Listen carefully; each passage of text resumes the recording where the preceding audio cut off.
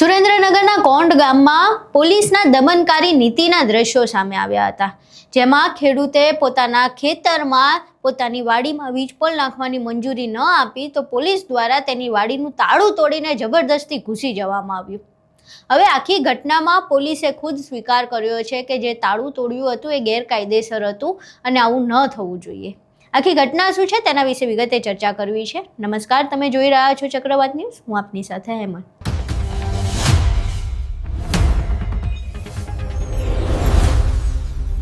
સુરેન્દ્રનગરના કોંડ ગામમાં આજે ખેડૂતો ફરી એકવાર વિરોધ માટે ઉતર્યા છે। આજે ફરી એકવાર ખાનગી વીજ કંપનીઓ છે તેમના ખેતરમાં વીજ પોલ નાખવા માટે પહોંચી, પરંતુ આ વખતે ખેડૂતો અને ગામજનો એક થઈ ગયા છે। ખેડૂતો અને ગામજનોએ રસ્તો ચક્કાજામ કર્યો છે। જેટલા રસ્તેથી ખેતરમાં પ્રવેશ મેળવી શકાય એ તમામ રસ્તાઓ પર ચક્કાજામ કરી દેવામાં આવ્યો છે અને એવું કહેવામાં આવી રહ્યું છે કે જ્યાં સુધી અમારી માંગ છે અને અમે કહીએ એટલું યોગ્ય વળતર નહીં આપવામાં આવે ત્યાં સુધી આ પ્રકારે વીજ પોલ જબરદસ્તી અમે નહીં નાખવા દઈએ। હવે આ આખી જે માથાકૂટ છે એમાં પોલીસ વારંવાર ખેડૂતોને મનાવવાનો પ્રયાસ કરી રહી છે, જેના કારણે ખાનગી વીજ કંપનીઓ જે છે એ ખેતરમાં પ્રવેશી શકે।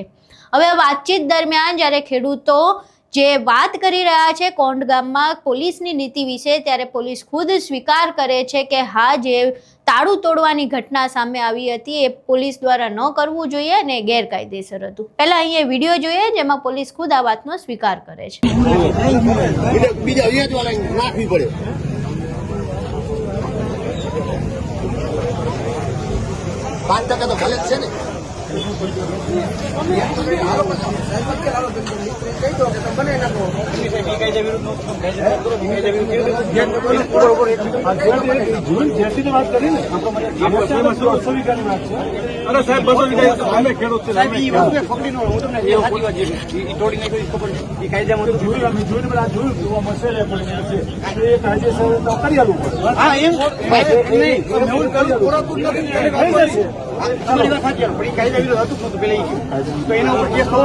હું તમારી માલિકી તોડી નાખું આપણે સમાધાન કરી નાખીએ, પણ હું એમ તમને કહું છું કે આવું ન કરે, એમ નહીં। દાદા થઈ ગયા એટલે દાદા જ કહેવાય, તોડી નાખે એટલે દાદા નો કહેવાય, દાદા જ કહેવાય, તોડી નાખે દાદા જ કહેવાય, દાદા નો કહેવાય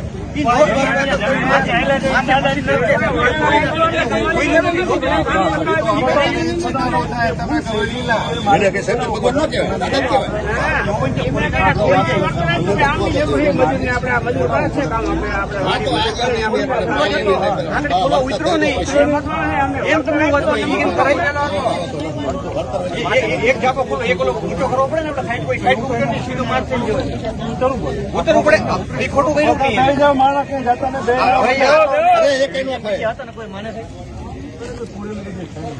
કોઈ નો મને અમે નથી એમ કીધું પડે શું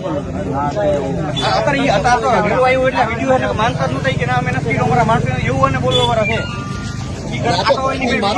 અને અમારું ગ્રામ પહેલેથી અમારા ગામમાંથી 80 છોકરા કોઈ રાવ ગામની સાહેબ અમારી રાવ કોઈ બરોબર અમારું આખું ગામ પહેલાથી પોલીસ અમારા બધા ભાઈઓ બધા પોલીસમાં જ છે, બધા તમને ખબર જ છે બરોબર। ગામમાંથી 100 છોકરા પોલીસ એમ નામ એવો નહીં હોય અમારા પોલીસ ના હોય તો ના એટલે એની વાત કરું છું, તમને ખબર છે એમાં શું હોય એ દ્રષ્ટિએ વાત કરી મારે અમારે કોઈ બાબત એ ખબર છે સાહેબ, તમે આમાં કેટલી ખબર છે કારણ કે અમારા જ ભાઈઓ છે। હા, અમારા ભાઈઓ પોલીસમાં તમને ન ખબર હોય કે કાયદાની રૂએ કેટલું તમારે મજબૂર થવું પડે છે।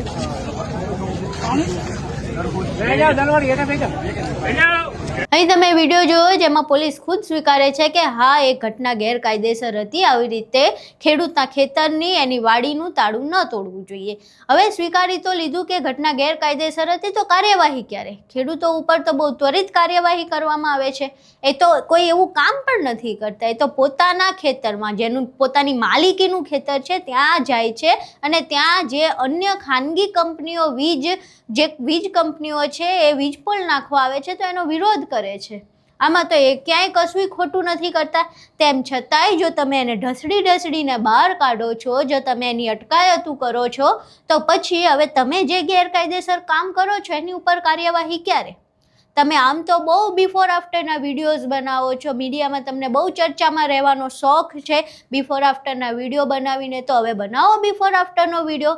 જે તાળું તોડ્યું હતું એ વિડીયો બતાવો, અને પછી જે તાળું તોડનાર પોલીસ અધિકારી છે તેના ઉપર કાર્યવાહી કરવાનો એ વિડીયો બતાવો.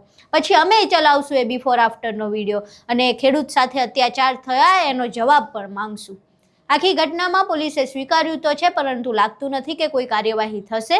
તમને આ ઘટના વિશે શું લાગે છે? શું કોઈ પણ પોલીસ અધિકારી પર આ પ્રકારે દમનકારી નીતિ અપનાવીને ખેડૂતને પરેશાન કરવા માટે કાર્યવાહી થશે? તમારા મંતવ્યો અમને કોમેન્ટ બોક્સમાં જરૂર જણાવજો. વિડીયો પસંદ આવ્યો હોય તો વિડીયોને લાઇક કરજો, શેર કરજો, અને અમારી ચેનલને સબસ્ક્રાઇબ કરવાનું ભૂલશો નહીં. નમસ્કાર.